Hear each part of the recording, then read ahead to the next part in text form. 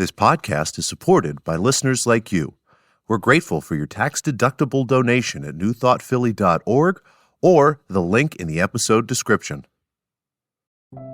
A practical prayer is a prayer that works. These discussions between Reverend Bill Marchioni and Carol Lawrence dive into the details of how it works and how to work it. Reverend Bill is a New Thought minister and the author of Practical Prayer for Real Results. Your new life begins with a new thought.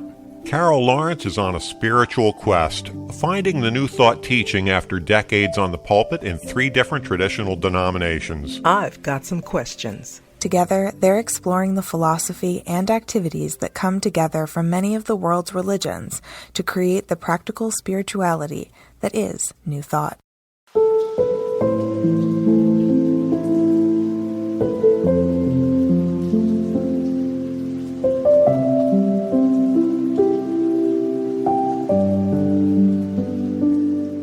Welcome to the Practical Prayer Podcast. I'm Carol, here with Reverend Dr. Bill Marchioni, and I actually missed saying that last week. You did. And welcome back. It is wonderful to have you back here. And another reminder that the conversations that we have here, a lot of times are things that I wouldn't think to talk about. Because, and as I mentioned, this topic is so ingrained in my thinking that I wouldn't think to break it out into a whole separate podcast episode. And that is going to be the final step of a practical prayer, which is the release step. Mm-hmm. And yes, it's important, but you talk about what brought that to your attention and why you think it's important. Oh, it's important because I think we are faced with that on so many levels. When it's the other side of the coin on faith. If I can just, use that example. We have faith, and pray, whatever your method or belief system is about praying, there has to be some level of faith or you wouldn't do it. Mm-hmm. But even if the prayer, if your faith is a little shaky, you say, okay, well, I'll roll the dice maybe. If it's even that much faith, at least you did it, right? I'm always, saying, cheering you on for even that.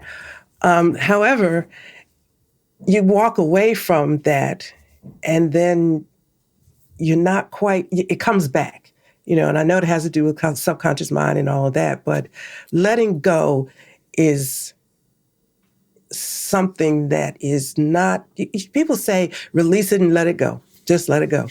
Like you could just drop it in the trash. Right, like your mental fingers are not that sticky. Yeah, it's more than that. So I would like to really talk about what letting go means. And then people feel embarrassed or like they're less than or they're fake because they didn't let it go. And then they go back and pray for the same thing 50 times, Yeah. I'm not going to say anymore because you know what I mean. All right. And what I'm going to do is I'm going to start with a quick reestablish for anybody who might be jumping in on episode number 129 and not be aware of the 5 or 7 steps of a practical prayer. 129. Yeah. Yes. So I'll just go over what the steps are very briefly. So what happens in a practical prayer is we have an experience of life that is not to our preference and we want to have something else. Mm-hmm. So once we've decided what it is that we want to have in our life, we, in step 1, turn our attention to the awareness of the infinite creative power that creates everything. It's recognition. We recognize the divine.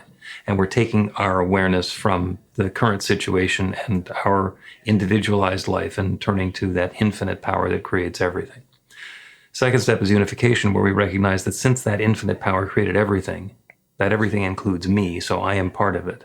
So I don't just have access where I can ask a favor of this power outside of myself, knowing that it dwells within. I am acknowledging my unification with it. That power is within me, so I am able to create using that same divine creative power. So basically that puts us on the A team.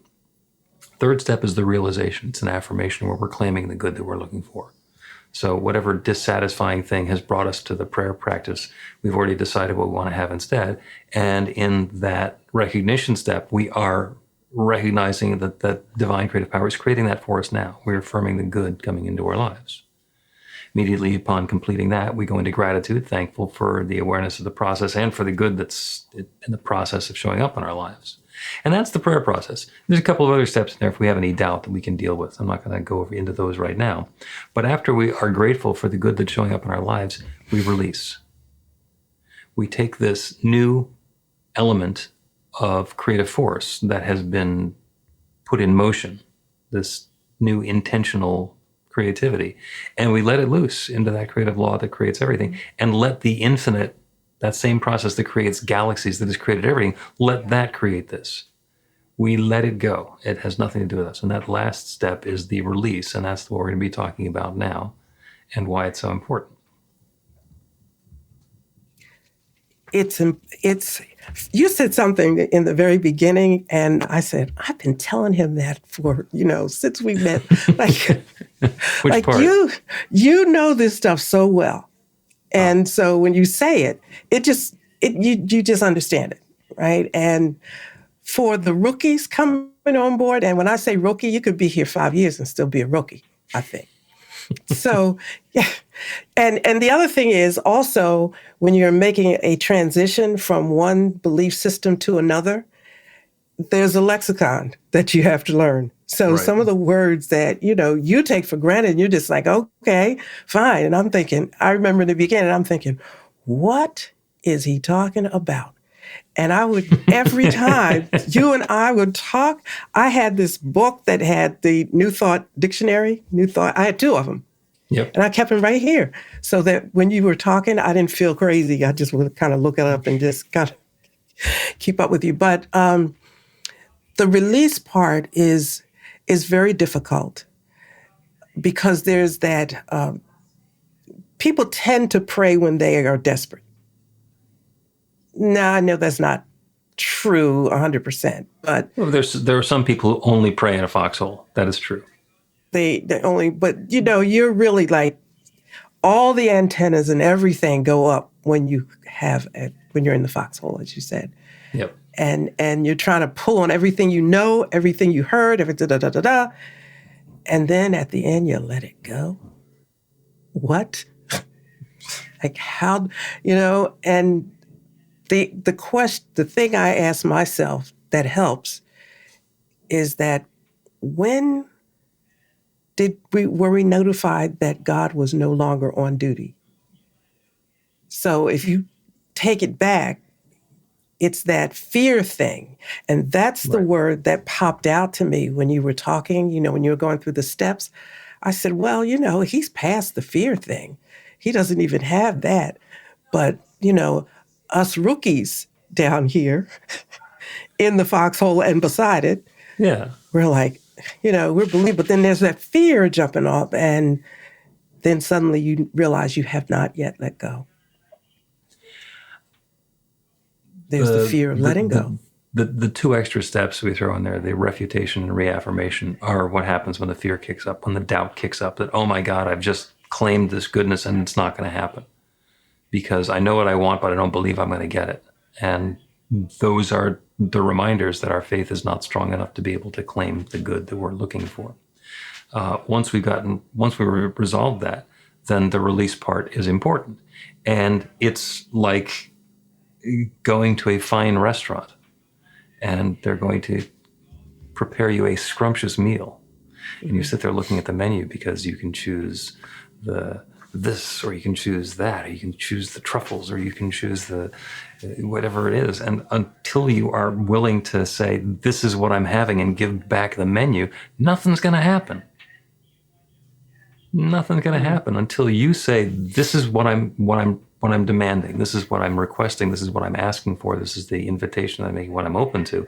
Until you put words to that and say, I'm done with that, and then let the kitchen go about its business, they can't start.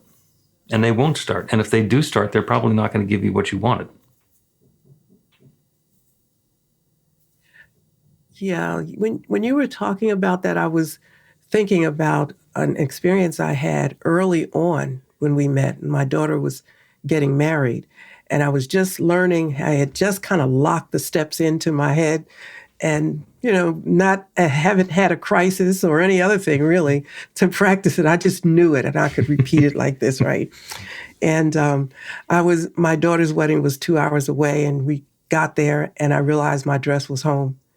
and the wedding was in almost 2 hours, no time to get home to get the dress, and fully aware that if I left to get the dress, I'd come back and my daughter would be married. She would not hold the wedding up till mommy got the dress. And so I just got right into the practical prayer. I just dug right in, and I went in saying, okay, I'm going to get this dress. I'm going to have a dress. And I'm in a town that I don't know anything about. I don't know where any of the stores are, but I'm going to get this thing. And there was no doubt in my mind. So I guess the other steps were you doubt and fear. There was plenty of fear now, let me tell you. Well, that's what got you doing the prayer to begin with. But, when I started, I said, okay, this has to happen. It was a non-negotiable. And, leaving out all the details, I ended up with a fabulous dress and amazed that I had enough money to get the dress, because I wasn't prepared to buy something like that. But I'm saying that I followed the steps absolutely, because I said, he said it works. You've learned how to do it. I know these steps. This has got to work. And it worked. Now, the release part was the release in saying, okay, and get in the car and go after the dress. Did I release it? Was that the release part? When you released it, basically here you are in a strange town in an urgent situation, and you needed to find a dress that was suitable to attend and be present and participate in your daughter's wedding. And so the intention was for you to find and have and be in the perfect dress, and for all of the pieces to fit together, and so that the right store and the right product and the right fit and all the rest of that. So that was the intention that you were setting for that to happen. And the release was letting go of your attachment to what store it's going to be or how much it's going to cost or what it's going to look like. Once you say, this good is happening now, and you release that intention, then the universe gets to start saying, no, you thought you were going to drive north, you're actually going to drive east. Okay. And you thought you were going to go into a department store, and in fact, there's a thrift store. And these things show up in front of you, and you take the steps, and then it turns out that you wind up with exactly what it is that you wanted, even though it is not the way that you thought it was going to happen. So the release isn't connected necessarily to the faith. The release is letting go of how I think it's supposed to happen. It is letting go of all of it. It's the faith that infinite creative power is going to create this newness. It's in the process of creating this newness. I'm taking my hands off of the controls here because it's not my process anymore. Anything that's mine to do, I'll be guided to do, but I am not in charge. That's pretty big. Wow, that's pretty big. I mean, I'm a control freak. Recovering. Yeah. Recovering. And I think about that a lot when it's release. Let it go. It is not yours to fix. And when you talk about, I think in the realization step, it's really not even defined there. It's accepting the best of a certain situation. Like before I came on this side of the street, before I put my control freak card in the drawer, I would always know exactly what I wanted the end to be and have 10 different ways to get there. If this doesn't work, this one will. Mm-hmm. But releasing is letting go of even that, correct? Yeah. Yeah. There are possibilities that it could work one of the 10 ways that you thought of. And it's possible that it could work in an 11th way that you never thought of that's going to be even better. That's going to make everybody happy. And what happens is when we say it's got to be my way, it's got to be one of my 10 ways, we're putting huge restrictions on how that good can come about. Exactly. Yeah, I was going to say, that's the biggie. It's saying, okay, Carol, And, there are other control freaks out there who are listening. So you say your own name. Don't talk about Carol. But I acknowledge that, yes, I can come up with some good ideas. But I also know that I may not have the best idea. I probably don't have the best idea. So Spirit, God, and everything out there in the universe, whatever it is you think, it knows way more.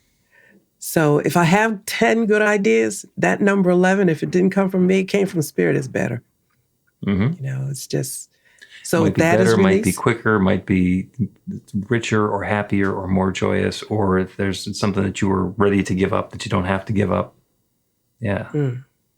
When we release our attachment to thinking that we have the answer. And that makes it the step in the prayer is, I am now done with this. This is the entire content of this prayer. It is now an active force in the creative universe. It no longer has anything to do with me. I'm letting it go. It's like, somewhat violent example, throwing a hand grenade. Mm-hmm. You pull the pin, you throw the hand, you don't want to hold on to it. It's going to go do its work, and it no longer has any, as soon as you let it go and it's off doing its job. Same thing with an arrow, same thing with a sales pitch. It's going to go land, it's going to do what it's going to do. So then what you're saying is when the situation, because it doesn't always happen like instantly, in 3 minutes, 5 minutes, even 3 days. Okay. So right. If the situation persists or shows itself in another way, you're saying, I see what's going on here and I'm not touching this. It's not mine anymore. It's not mine. And if there's something that I'm guided to do, then I can. But that prayer is now finished. I have now turned that over to the infinite. Let's take a break. And I got an example of a prayer and a release.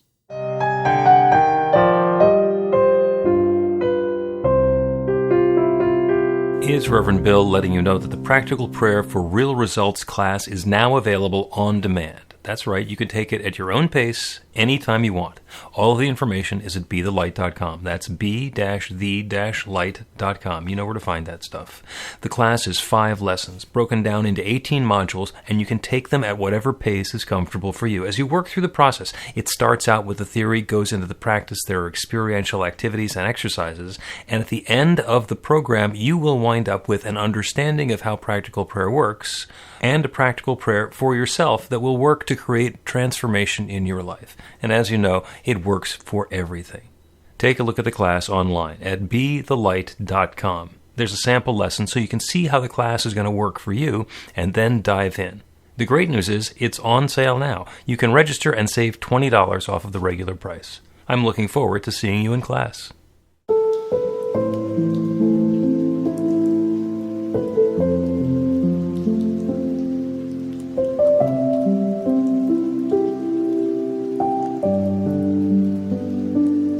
Welcome back to the Practical Prayer Podcast. I'm Carol, here with Reverend Dr. Bill Marcioni. I'm trying to hear about myself. Release.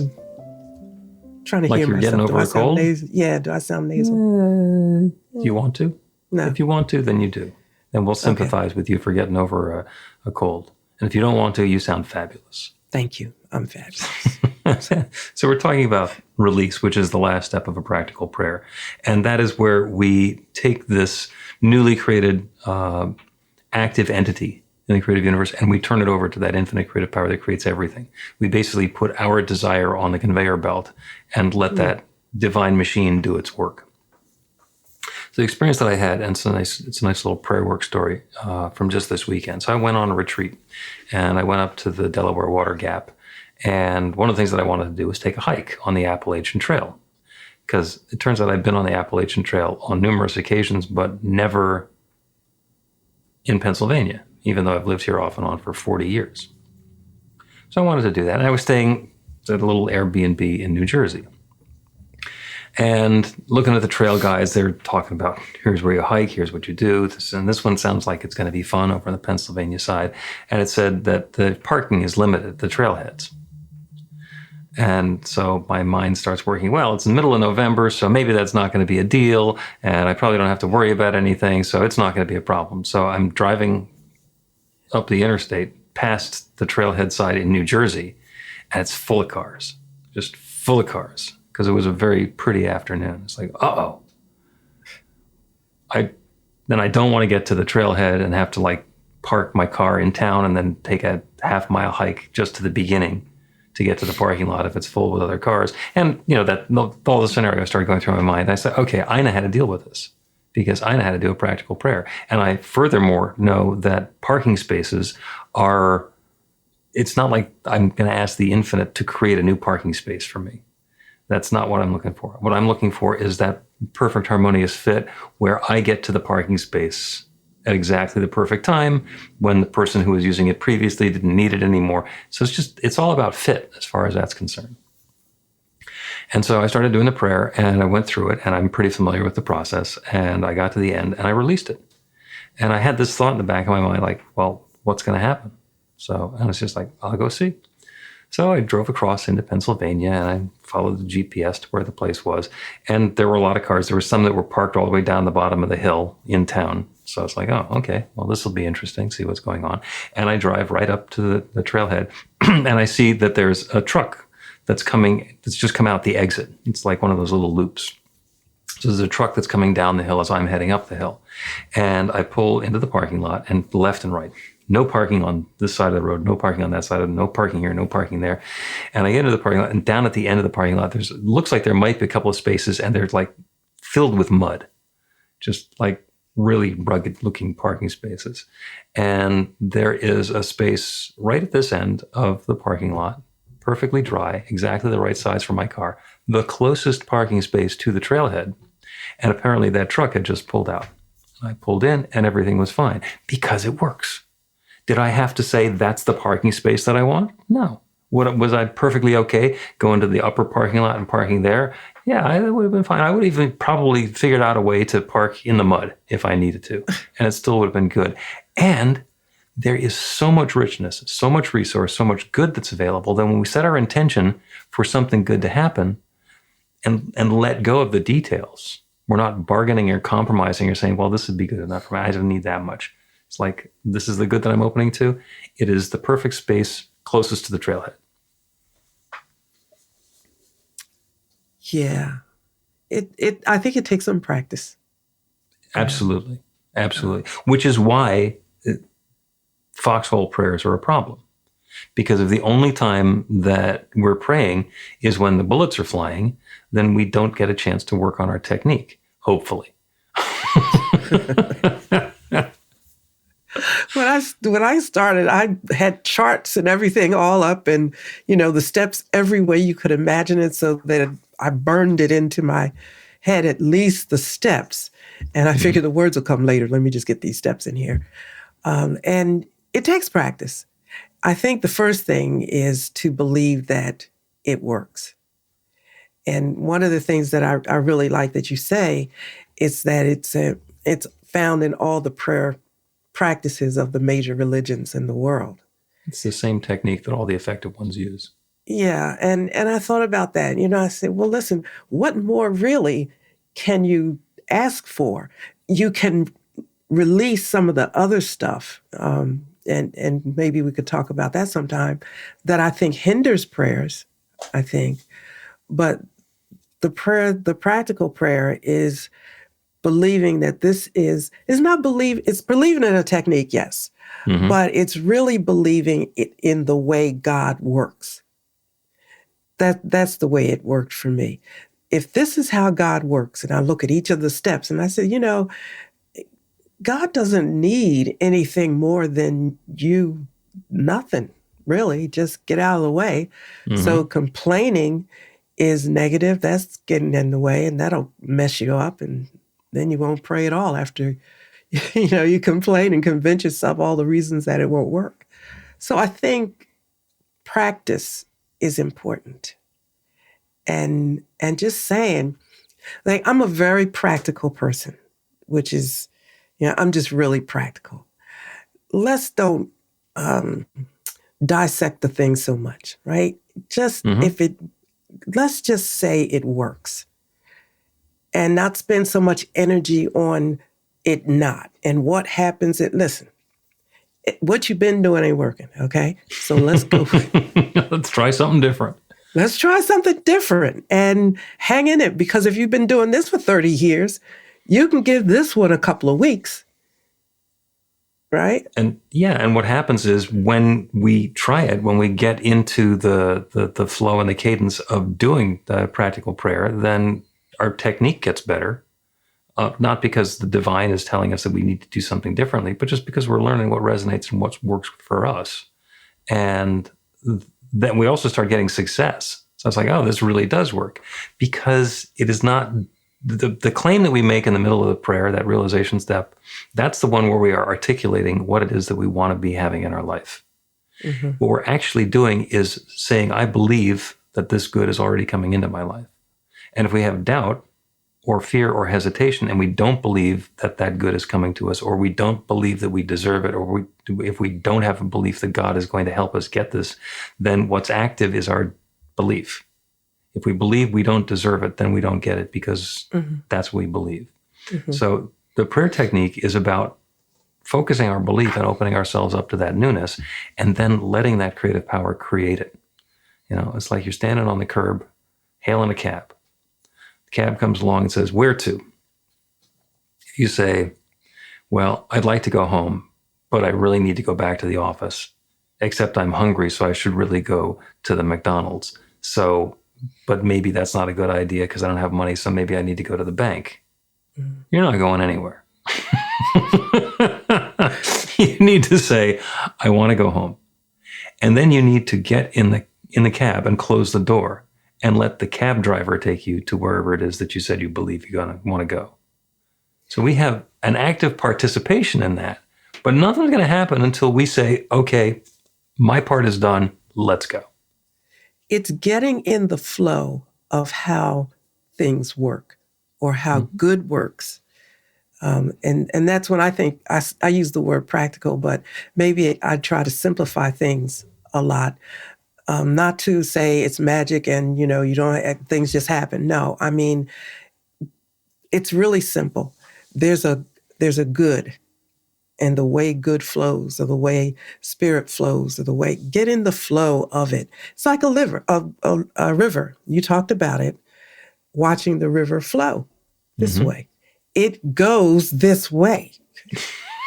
This is the way it goes. Now, if you want to get in the flow of that, you don't really have to do a whole lot except for to get in there and go with it.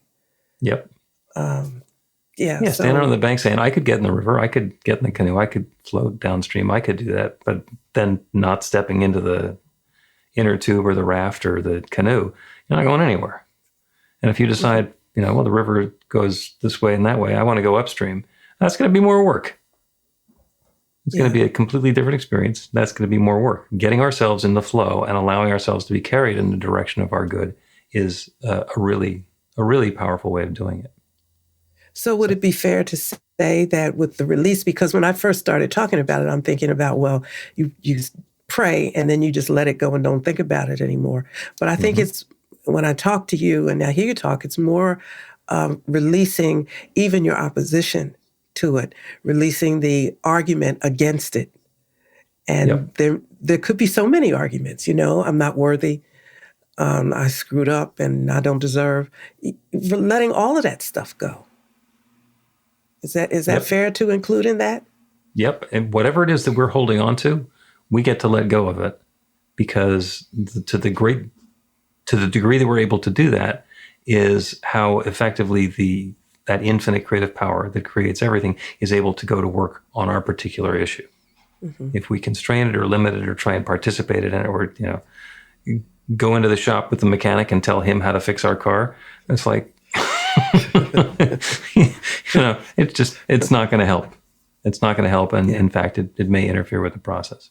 I did want to make a note about the Practical Prayer for Real Results book, because it has 40 sample prayers in it on a whole bunch of different topics. And a lot of people find that to be really helpful. And the reason that I wrote it that way is because you don't need to learn the techniques and divine this whole thing so that you can create a prayer from scratch for yourself. You can start with one of these template prayers and insert the specifics of what it is that you're looking for, and then have the Aunt Sadie's gallbladder surgery go as well as it could possibly, anybody could imagine, because that was what the prayer was about. You just included Aunt Sadie in there. And to your point, there are two prayers in there that really impressed me when I first got it, because I'm a business person. I'm in different business scenarios. And there were two that had to do with praying before you going into meetings and so forth. Mm-hmm. And I remember the first time I read those, I said, boy, I could have used these things 30 years ago, down through the years. Wow, I could have used these, but I use them now. Yeah. And to me, it's very exciting because it brings spirit and the process of what's going on in the universe. It makes me a part of it, and to me, I find that exciting. Now I could just go on into something else, but it's just exciting to be a part of not just the watching, but wow, let me try this. Yeah. And I've been missing this. Okay. Okay. So go get the book if you're, listening, get the book. Yeah. And the two prayers that you're talking about, they're the same prayer. One uses spiritual God language, and the other one is what I call a stealth prayer. And you can say that at the beginning of a business meeting. It has nothing to do with spirituality or religion. And everybody kind of nods their head and then has the best meeting that they've ever imagined. So yeah. I use that from time to time myself because it is a particularly effective technique. Let's do another break and then a prayer for the perfect release. Learn to put practical prayer to work in your life.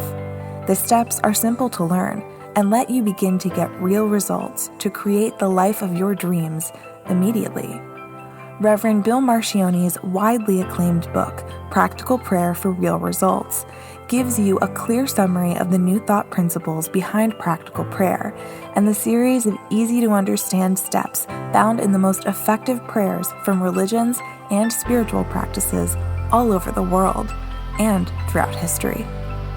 Practical prayer is not a replacement for your religion or practice.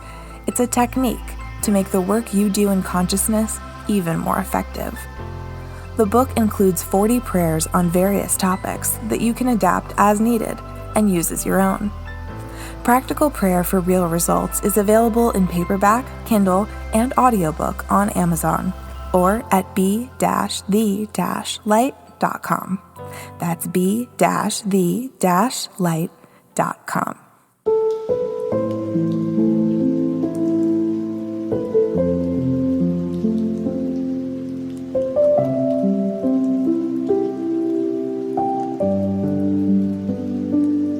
Welcome back to the Practical Prayer Podcast. I'm Carol, here with Reverend Dr. Bill Marcione. We had a great conversation on release. Yeah, talking about release today. And it's now prayer time. And so for prayer time today, because we've been talking about release, we are going to do a prayer about the perfect release. And what we do when we release is that there's some stuff that is ours to do and some stuff that is ours to let go of. And the prayer about release is the guidance.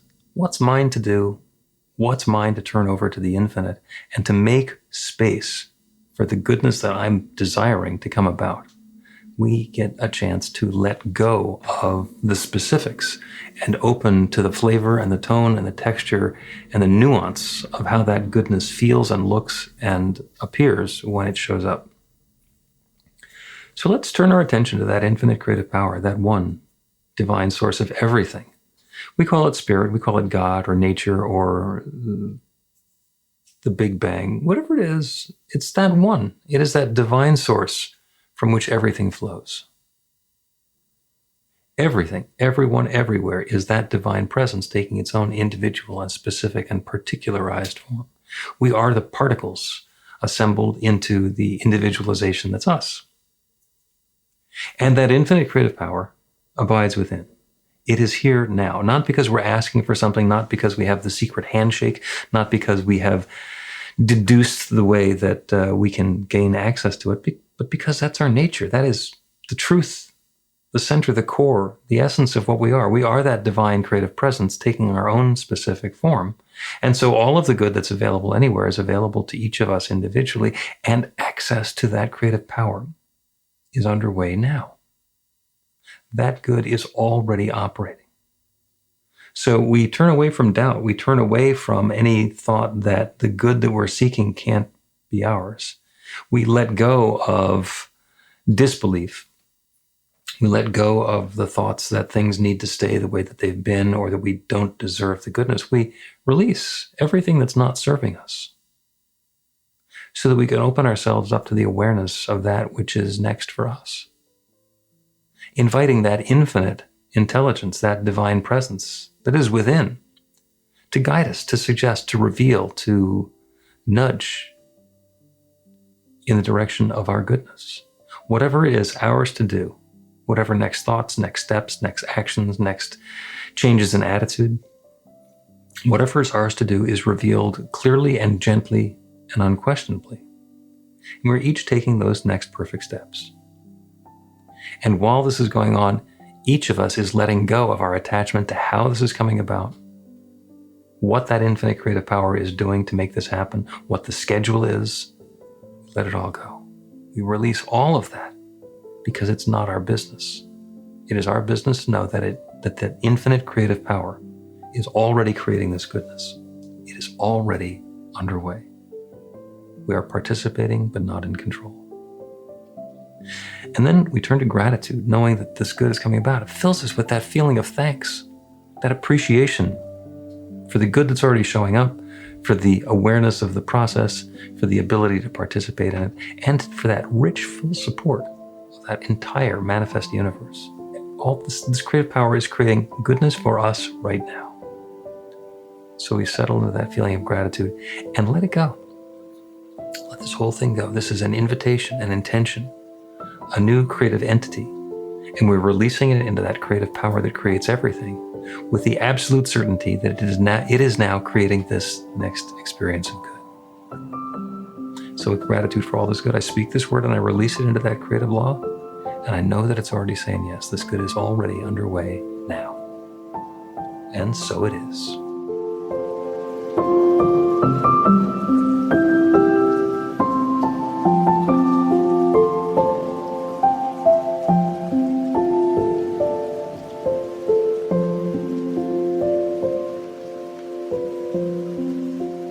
The Practical Prayer Podcast with Reverend Bill Marcioni and Carol Lawrence is a production of BeTheLight.com. be-the-light.com. where you can find more information about practical prayer for real results. Our theme is by Music of Wisdom. You can learn about the spiritual community of New Thought Philadelphia with daily guided meditations, Weekly celebrations of spirit and Reverend Bill's classes in practical spirituality at newthoughtphilly.org.